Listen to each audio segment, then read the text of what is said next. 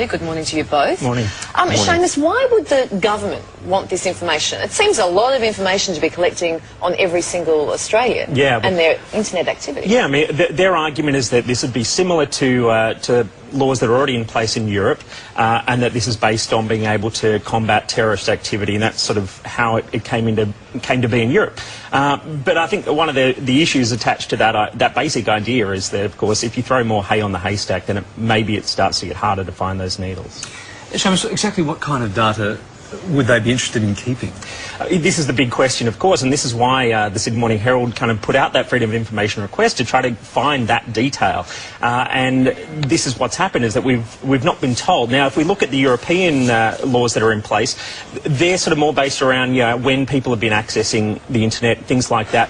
But some of the industry insiders here have actually been suggesting that they were asking for a lot more. They were asking for what is ultimately web browsing history. Now, while the government has denied that that's what they were asking for, it's ultimately a technicality that they're arguing, because if they're looking for like IP addresses, which basically means you can still find out exactly what websites people have been going to.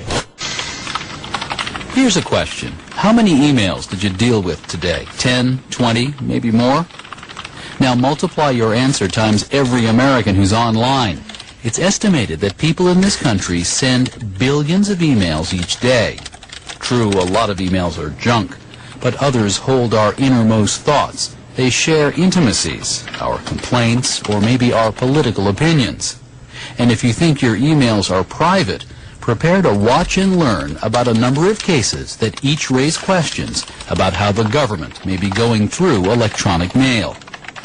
There is evidence the government has been intercepting most emails as part of its terrorist surveillance program. That program has been criticized as illegal because it's missing an important ingredient: search warrants. Your emails and my emails and everybody else's emails were evidently going to a government room. The issue... James Brosnahan is an attorney. He represents this man, Mark Klein. For 22 years, Klein worked as a technician for the largest telecommunications company in America, AT&T. Several years ago, Klein says he came to suspect that AT&T had installed secret computer gear designed to spy on internet traffic at the request of the National Security Agency, or NSA. AT&T handles tens of millions of emails a day, not just for its own subscribers, but for other internet companies too. Upset by what he saw, Klein decided to blow the whistle. I've been struggling for some months now to bring it out into the light of day, and that's all really that I want to do, is bring it out there so that people can examine it and decide for themselves. Well, the president's been very aggressive about, we're only listening to people talking to al-Qaeda. What the administration has failed to explain is, if that's the case, why didn't you get a warrant when you need a warrant in the United States? Or if you're doing it overseas, you don't need a warrant. So it leaves a lot of suspicion that what's been reported in the paper is in fact true, which is that the program's much wider than that. So it's not just, at least the criticism from the civil liberties standpoint, for one, is that apparently what the government has acknowledged is happening is not the only thing that's happening, because if that were it, it would be very simple for them to have complied with. Well, we keep hearing these kind of code phrases, from the Attorney General and the other apologists for this program, which suggests that in fact all they want you to think they're doing is going after al-Qaeda. But the reality is they also are saying, that we may be doing more, but we can't acknowledge that because it's highly classified. We don't admit that we're doing more, but we don't rule it out. In fact, I think the Attorney General said recently, we're not going to rule out the idea that we're doing surveillance entirely within the United States, without a connection overseas. So what's visible now, or what we believe is visible now, is maybe only the smallest part of a very large program. Top secret America. That's the title of an explosive investigative series published in the Washington Post this morning that's already creating a firestorm on Capitol Hill. It starts, quote, "The top secret world the government created in response to the terrorist attacks of September 11, 2001 has become so large, so unwieldy, and so secretive that no one knows how much money it costs, how many people it employs, how many programs exist within it, or exactly how many agencies do the same work." Some of the findings of the 2-year investigation include more than 1,200 government organizations and nearly 2,000 private companies work on programs related to counterterrorism, homeland security, and intelligence in about 10,000 locations across the United States. An estimated 854,000 people, nearly 1.5 times as many as live in Washington, D.C., hold top-secret security clearances. Many security and intelligence agencies do the same work, creating redundancy and waste. The series by Washington Post reporters Dana Priest and Bill Arkin includes an online searchable database and locator map. PBS Frontline is producing an hour-long documentary on the investigation that'll run in October. This is its trailer. You think you know America, but you don't know top secret America. We're all aware that there are 3 branches of government in the United States. But in response to 9/11, a 4th branch has emerged. It is protected from public scrutiny by extraordinary secrecy. Top secret America. This is a closed community, and since 9/11, it's become even more so. The money spigot was just opened after 9/11, and nobody dared say, I don't think we should be spending that much. It has become so big, and the lines of responsibility are so blurred that even our nation's leaders don't have a handle on it. Where is it? It's being built from coast to coast, hidden within some of America's most familiar cities and neighborhoods. In Colorado, in Nebraska, in Texas, in Florida, in the suburbs of Washington, D.C. Top Secret America includes hundreds of federal departments and agencies operating out of 1,300 facilities around this country. They contract the services of nearly 2,000 companies. In all, more people than live in our nation's capital have top secret security clearance. It's, again, the size, the lack of transparency, and the cost. And if we don't get it right, the consequences are gigantic.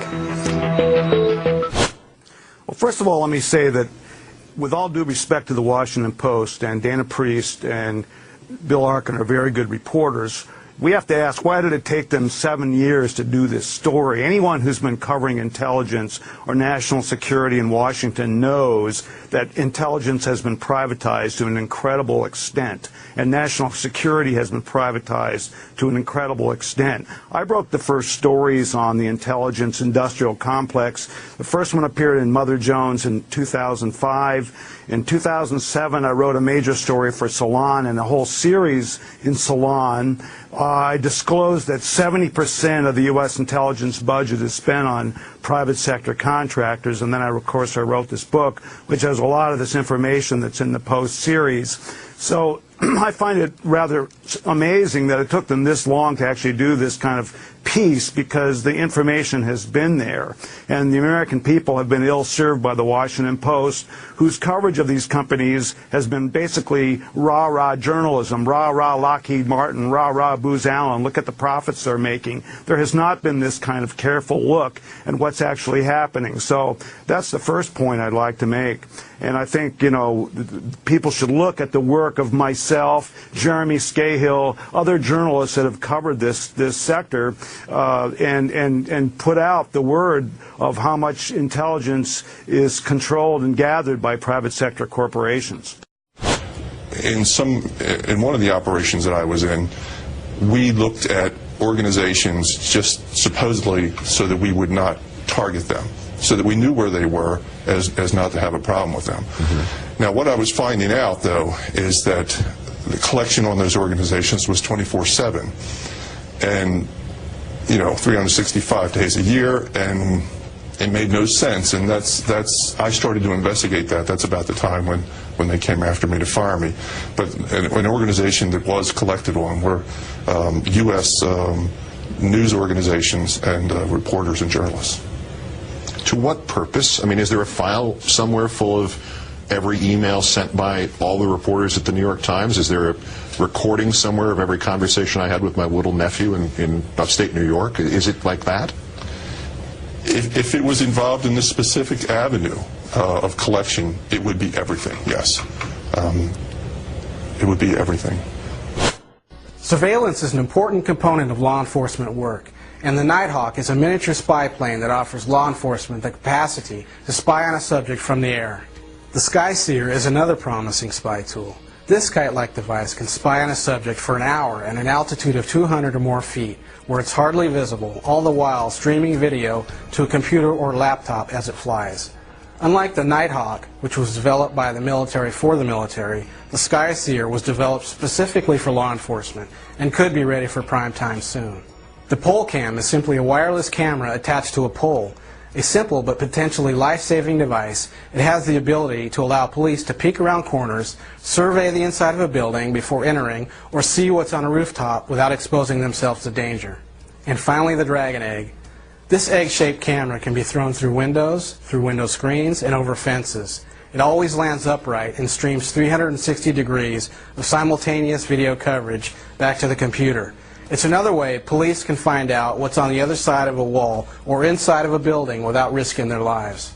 These are just a few of the many technologies that could find their way into the hands of local law enforcement sometime soon. Local 2 investigates the secret aircraft the Houston Police Department is now testing.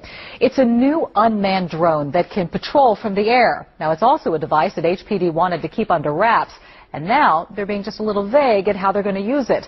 KPRC Local 2 investigative reporter Stephen Dean gives you the first look at the plane that could soon be watching you from above. Neighbors accustomed to livestock and wide-open land had no idea what to make of all this. Black trucks, satellite dishes, a radar swirling, and a portable launch pad with something covered up. At the entrance to this Waller County ranch was a Houston police roadblock, checking all the dignitaries arriving for this secret test. Their invitation spelled out no media allowed. We tried to ask this HPD lieutenant on his way back out. They'll be coming out here in a minute. They all gathered around the launch pad, big shots with police departments from all over the Houston area. And now, the show they came for, the test you were not supposed to see.